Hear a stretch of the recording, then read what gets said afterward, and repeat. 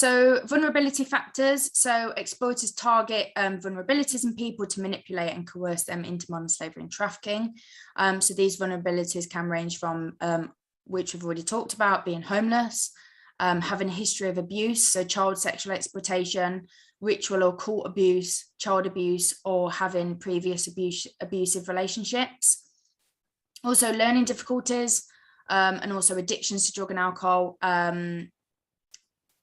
Also culture, so religion, traditions, and specific views of women in society. So the common victim profile, so they're vulnerable, for example, they're homeless, are hitchhiking, have addictions, have limited education, have a disability, experience mental ill health, have a learning difficulty, or are missing, and as well being in the social care system, missing from care, that lack of family support, and also having a weak or absent social network. Also coming from a country or culture where the buying and selling of people is not prohibited. Also coming from a country or culture where witchcraft such as juju is practiced. Also having limited or no knowledge of modern slavery, making them vulnerable to being deceived.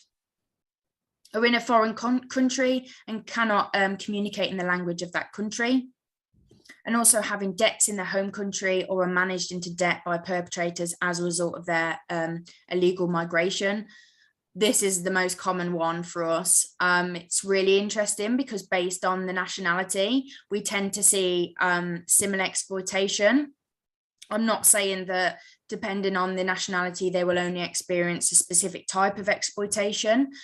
But for example, based on my experience and me being in my role, every Vietnamese national that we've supported tends to be criminal exploitation. So I'd say every Vietnamese national we've supported has come from cannabis cultivation. In regards to Polish or Romanian nationals, they tend to be forced labor. In regards to Asian survivors, so predominantly Indian, Bangladeshi, Pakistani, they are domestic servitude or forced marriage. Albanian, they tend to be criminal exploitation and forced labor. So depending on the nationality, we do tend to see a trend. And in regards to the debt bondage is the highest with Vietnamese nationals.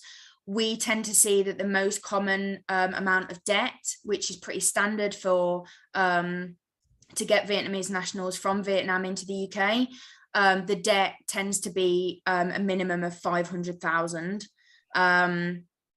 which is horrendous, and they will never ever pay that back. So we kind of encourage clients, as Vietnamese nationals are quite a huge flight risk. We try to have conversations that debt is non-existent, it doesn't exist, and that they will be paying it for the rest of their lives. And they're kind of more desirable if they pay it off, and you're more likely to experience further exploitation paying the debt off.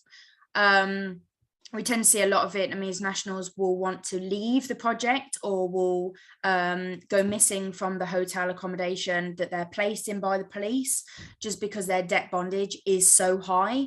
And we see many perpetrators, the traffickers, they always have a contract with the victim that the clients will show us on their mobile phones that they signed a contract in Vietnam, and that was the agreement, and their address and contact number and names of their family members are on the contracts. So we tend to find that their families are at risk, and we've had a variety of scenarios and real situations where the National Crime Agency have had to intervene because their families in Vietnam have been targeted by the traffickers once the client has escaped the situation and have ended up at our project and will say, I need to leave because I've just had a call from my family in Vietnam and the traffickers have gone to my family home and have held my children and wife at gunpoint. And in one situation, the police actually didn't take one of the cases very seriously and felt that the victim was being quite dramatic. But when we actually made contact with police we had a link in Vietnam. They actually went out to the address to check, and it was true. The traffickers actually presented to the wife and children and held them at gunpoint, which left the family having to go into witness protection.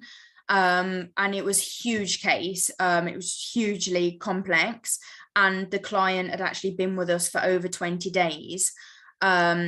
Chose to then enter the national referral mechanism. Then once he entered, within 24 hours, he was re-trafficked. So we had concerns that during the whole time he was with us, he was potentially being watched. But I don't know whether the traffickers thought that our project was run by the police, but he actually wasn't trafficked when he was with us. He was trafficked within 24 hours as soon as he left us. And he actually went back to the exploitative situation because he thought he was going to lose his wife and children. So as you can imagine, you're going to go back if your family are at risk. And we tend to see that a lot within the Vietnamese community compared to other nationalities.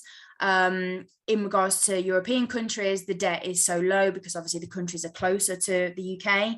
But in regards to Vietnam, we tend to find that there's a huge gap with support, with Vietnamese nationals just so fearful of accessing the support because of the debt. So we're working with the police really, really closely.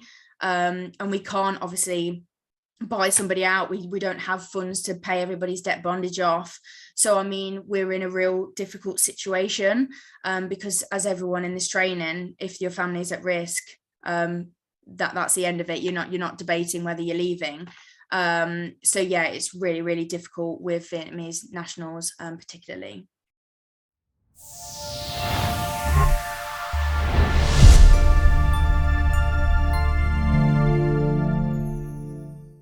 We have two courses which cater for, I suppose, different types of circumstances. So we have our distance learning course, which enables you to study alone, basically. Go at this particular program, you get access to our portal, you get pre-recorded content, and you can just basically study this program by yourself. And that program is open all year round. The blended learning course currently runs once a year. So we usually start the course in and around April time, and it lasts until November, December. But the blended learning gives us the option to, work with other people and also get those lectures live. So that's whether that's live online or as well face-to-face. So it's that blended learning experience that we offer through our certificate program.